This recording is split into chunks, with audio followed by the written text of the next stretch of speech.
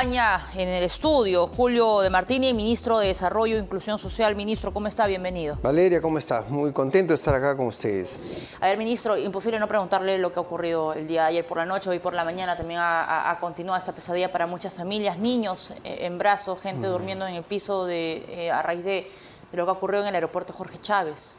Sí, es lamentable porque esto impacta a muchas familias y también a algo que debemos cuidar permanentemente, ¿no? El flujo tanto del turismo y la movilización interna como internacional. Y yo entiendo que el ministro de Transportes responsablemente pues está evaluando y considerando todas las situaciones que se han presentado para que se corrijan y esto no vuelva a pasar, ¿no? ¿Cómo lo calificaría usted, este hecho que ha ocurrido en el aeropuerto? Bueno, definitivamente es un hecho de que nosotros tenemos que corregir porque entendamos que estamos a puertas de la inauguración de un terminal nuevo y APEC viene, así es, viene APEC, este año es un año fundamental para el desarrollo económico para el país y con ello desde la mirada del desarrollo social es importante porque, como lo hablábamos, Valeria, no hay otro mecanismo de sacar a nuestra gente de la pobreza y la pobreza extrema que a partir del empleo, que a partir del desarrollo económico, que a partir del desarrollo de las oportunidades en el Perú. Pero para eso se necesitan los elementos y uno de los elementos pues son las vías de comunicación, terrestre, aérea, marítima. No ayuda, digamos, a la imagen positiva que queremos ofrecerle al mundo o al mercado internacional. Así es, entonces por eso es que se tiene que evaluar bien, como entiendo que se está haciendo, desde las medidas que se han tenido que tomar desde Corpac. También tenemos un operador que no hay que olvidar, ¿no es cierto?, que es un privado, es una concesión, y por supuesto lo que el Ministerio de Transportes nos va a señalar, pero ya en una mirada de corrección y que esto no se vuelva a repetir, ¿no? Eso es lo importante, que nosotros rápidamente tenemos que actuar y tenemos que llevar esto a que las actividades se normalicen para que no perjudique a más peruanos y peruanas, ¿no? Ahora, ministro, hay otro proyecto que también está, digamos, en agenda, ya está avanzando bastante bien, se va a inaugurar ya a fines de este año 2024 y probablemente coincida con esta reunión de líderes de APEC, que es el megapuerto de Chancay. Se ha hablado de una comisión multisectorial, de un trabajo multisectorial para promover justamente el desarrollo. Desde MIDIS, ¿cómo está el trabajo? ¿Cuándo va a estar listo ese plan? Imagino que tiene que estar antes del mensaje de la Nación. Claro, recordemos que esto es inédito, ¿no? El puerto de Chancay es una inversión privada, importantísima. Y esta inversión data desde el 2008, viendo como antecedentes, ¿no? Pero desde el 2008 a la fecha, nadie se ha preocupado por ver el impacto que va a generar esta estratégica inversión privada. Este gobierno, el gobierno de la presidenta Boluarte, a partir del Ministerio de Desarrollo e Inclusión Social, puso en agenda del Consejo de Ministros la importancia de articular una comisión multisectorial donde no solamente intervienen 13 sectores del Ejecutivo, sino que también interviene el Gobierno Regional de Lima Departamento y 4 gobiernos locales, provinciales y distritales, que tienen un impacto directo e inmediato en el tema del desarrollo de esta iniciativa privada. ¿Por qué lo hicimos? Porque ya hemos visto en la experiencia del país, con otros proyectos tanto mineros como portuarios, inclusive viales a partir de las interoceánicas, ¿no?, que cuando no se hace un trabajo de manera articulada, cuando no se mira lo que va a pasar, el impacto que va a tener en una explosión demográfica y en un desarrollo del territorio, muchas veces esa oportunidad se pierde y empezamos a crecer de manera desordenada y no nuestros connacionales toman las oportunidades que estas inversiones se tienen que dar. Y por eso es que esta comisión tiene esa finalidad: identificar las cosas que ya se vienen haciendo, porque sectorialmente hay varias cosas, varios proyectos que están en cartera, tanto el Ministerio de Vivienda, como el Ministerio de Transporte, como el Ministerio de la Producción, y poner de manera articulada un tablero de control que priorice, porque hay prioridades, por ejemplo, la atención en agua y saneamiento, por ejemplo, la atención en salud, la atención en educación. Tiene que ser esto puesto como prioridad para que el desarrollo económico a partir de la inversión del puerto multipropósito de Chancay esté a la par de la inversión social, que va a ser netamente pública, y luego da las oportunidades para que vengan otras inversiones privadas pero obviamente sin servicios básicos eso va a ser materialmente imposible. Ahora, ¿este plan cuándo va a ser listo? Este plan nosotros tenemos como, digamos, tiempo que nos ha dado a esta comisión un par de meses. O sea, este mes de junio, a finales de junio, estamos presentando el plan, ¿no es cierto?, donde vamos a tener identificados todos aquellos proyectos de los diferentes sectores, gobierno regional y municipalidades que requerimos priorizar para que la ejecución sea ordenada y obviamente tengamos las zonas definidas. Eso a partir de un plan de ordenamiento territorial que ya lo está trabajando el Ministerio de Vivienda. Por ejemplo, que se concluya, se necesitan 3 colegios, 2 postas médicas, 2 hospitales de, no sé, se me ocurre, de alta complejidad. O sea, digamos un diagnóstico general. Diagnóstico general de toda la primera zona de influencia. Pero ojo, esto no queda ahí, Valeria. ¿Cuántos habitantes estamos hablando? No, estamos hablando hoy por hoy, miren cómo empieza a evolucionar esto. Solamente Chancay, hasta el año pasado, tenía 55.000 habitantes. Hoy ya tiene 10.000 habitantes más. Entonces, ¿qué quiere decir esto? Que sumado todo lo que va a pasar en los otros distritos, en las otras, digamos, provincias y en esta región de Lima, departamento, va a haber una expansión demográfica que va a requerir servicios básicos, pero no solamente como el tema de desarrollo social. Las oportunidades, por ejemplo, en turismo, van a venir si la capacidad, digamos, hotelera tiene servicios básicos como agua y saneamiento. Si no, imagínense qué oferta pueden brindar a también una, digamos, oportunidad turística, digamos, de Lima departamento. Entonces, esto es como primera etapa. Luego estamos trabajando ya de manera paralela con la presidencia del Consejo de Ministros y sus secretarías correspondientes. ¿Por qué?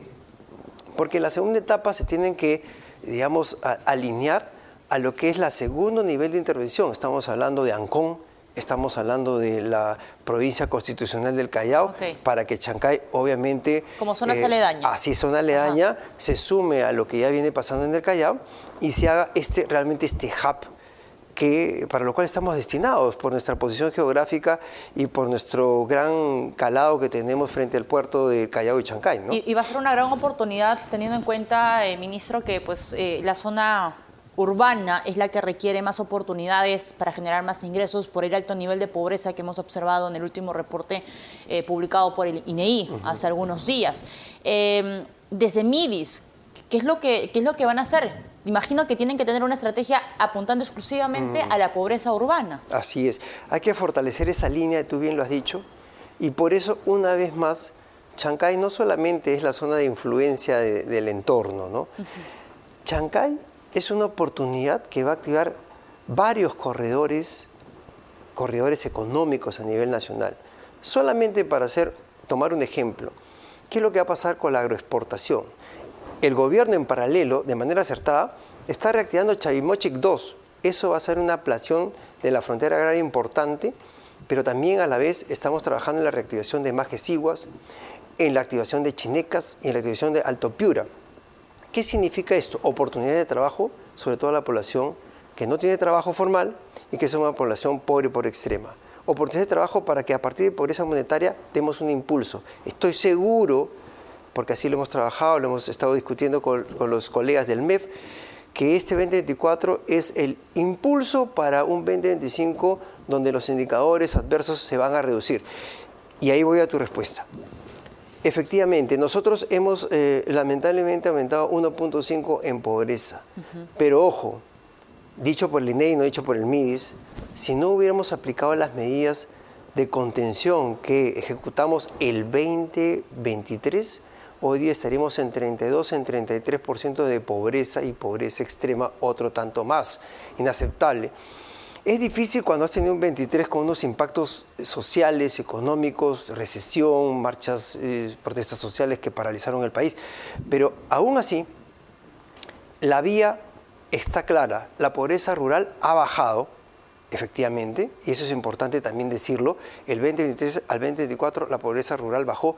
La pobreza urbana, que es la que menos se ha tratado durante años, en los 12 años de intervención que tiene el MIDIS como creación, se ha hecho poco nada en tema de pobreza urbana. Porque tenía otro rostro la pobreza, porque Así no es. estaba presente en la zona urbana, sino en la Esa zona rural. expansión, ¿no es cierto? Esa expansión y esa migración cada vez mayor del rural al urbano. Ese crecimiento demográfico, sobre todo por acá en Lima, lo podemos ver en nuestros cerritos que nos circundan todo el cordón de Lima. ¿Y qué hacen con eso allí, ministro? Porque claramente, o sea, si bien es cierto, los programas sociales han servido de contención para evitar que esa cifra se dispare por encima del 35% o 31%, ¿qué hacer desde MIDIS o qué plan están ejecutando para el 2024 para la pobreza exclusivamente en la zona urbana? Dos cosas fundamentales. Primero, no puedes hacer nada si no identificas a las personas a las cuales tú tienes que intervenir. Ajá. Y eso es mejorar nuestro padrón general de hogares. ¿Y cómo lo estamos haciendo? Desde el año pasado, y esto lo veníamos discutiendo desde que la presidenta estaba en el ministerio y nosotros como parte de ese equipo, teníamos que visibilizar a las personas invisibles. Justamente esta pobreza urbana, que es esta pobreza multidimensional, no solamente es la monetaria, porque ya hay que transitar a una verdadera reflexión en cuanto a la pobreza.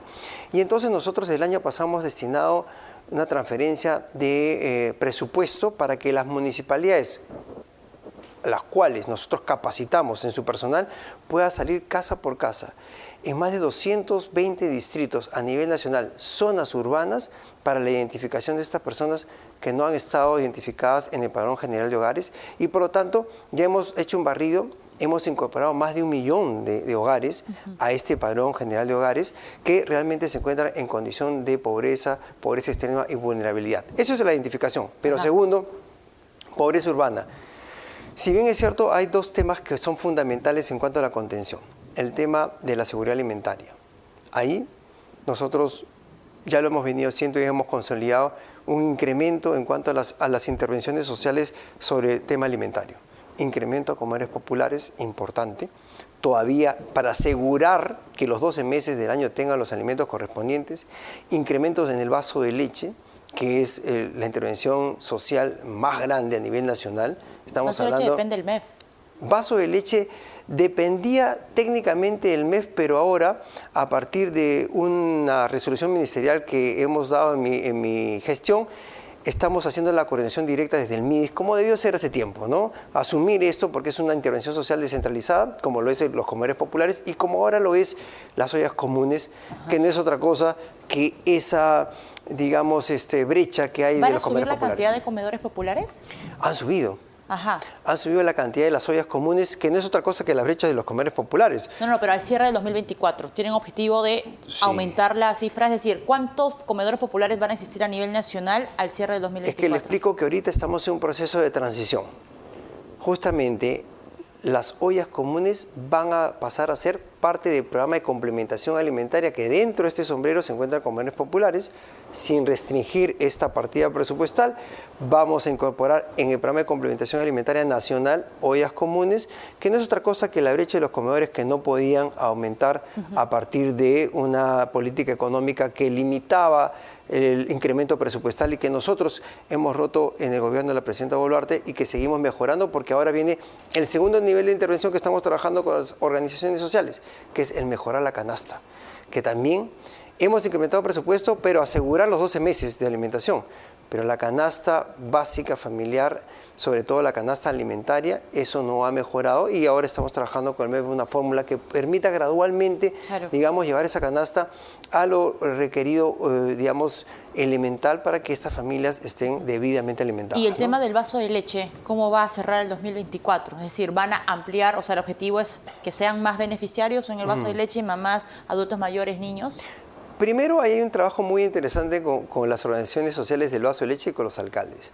Lo que nosotros hemos dicho, que hemos hecho este incremento el 2023 de manera temporal de 100 millones, pero ya para este 2024 esos 100 millones son parte de su presupuesto, ha aumentado 100 millones de su presupuesto permanente.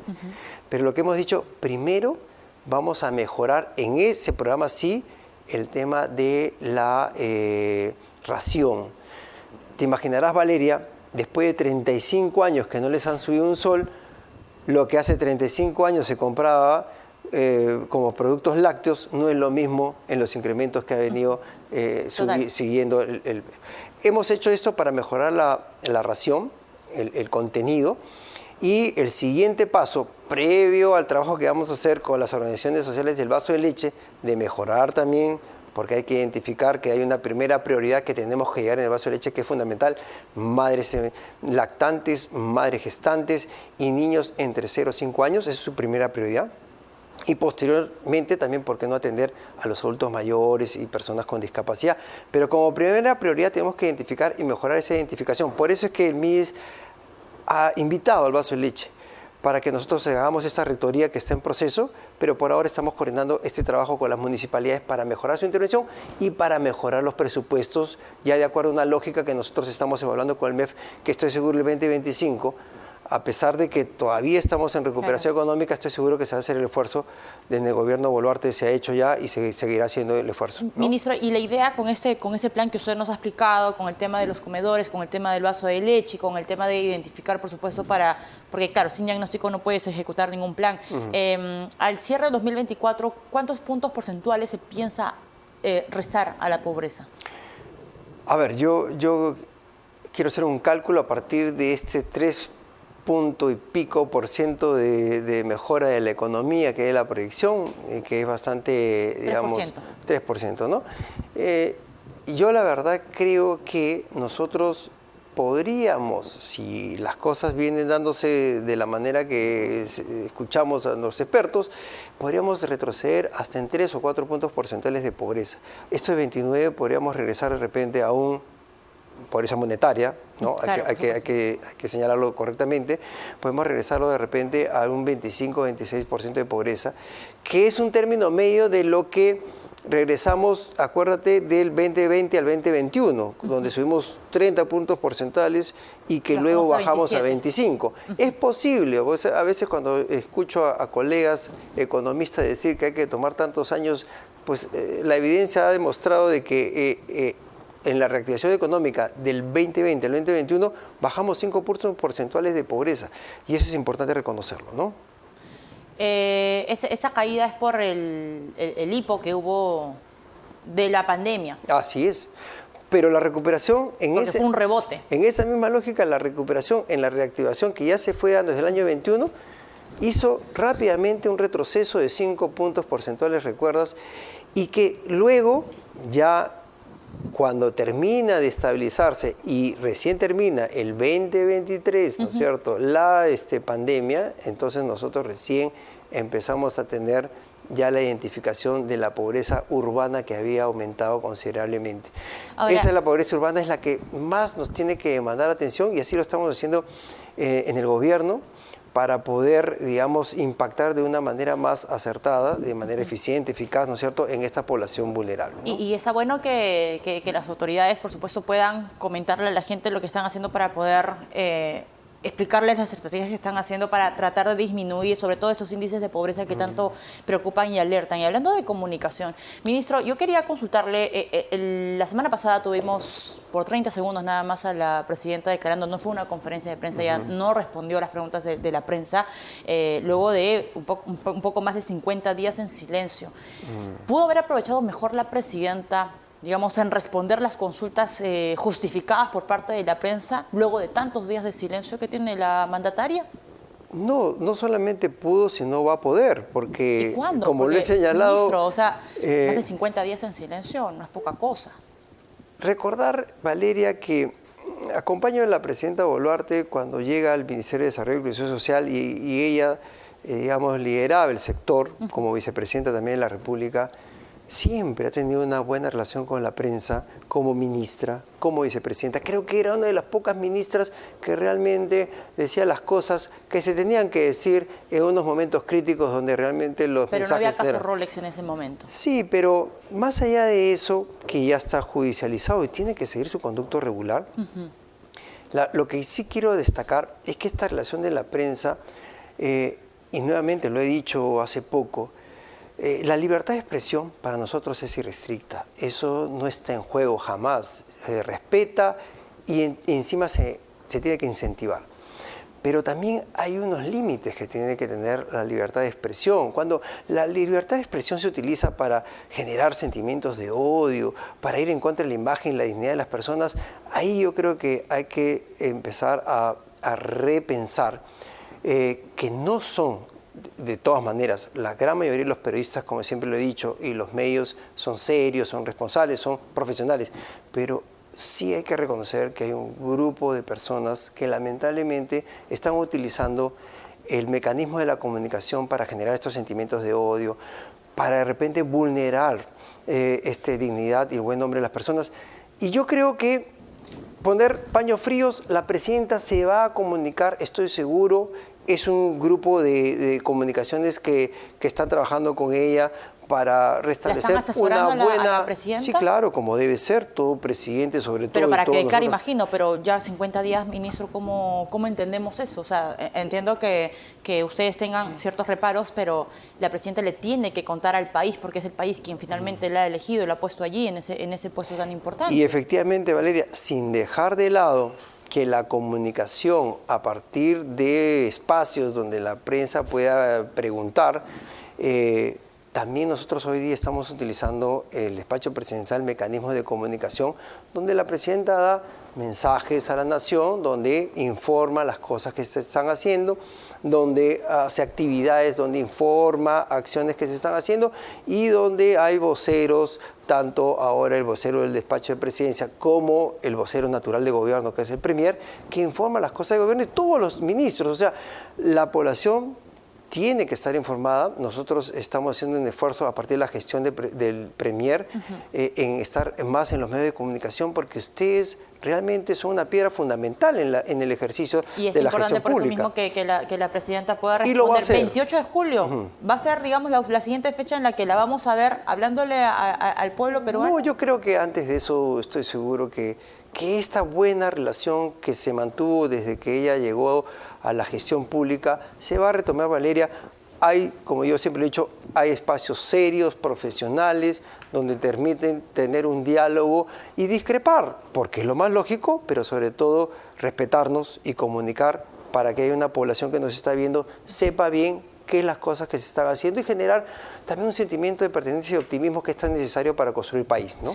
Le tomamos la palabra entonces, ministro. Vamos a esperar que la presidenta pueda hablar antes del 28 de julio respondiendo a las consultas a la prensa con algunas preguntas, digamos, justificadas en este contexto tan necesario. Julio de Martini, ministro de Desarrollo e Inclusión Social, muchas gracias por venir. Muchas gracias, Valeria. Una pausa y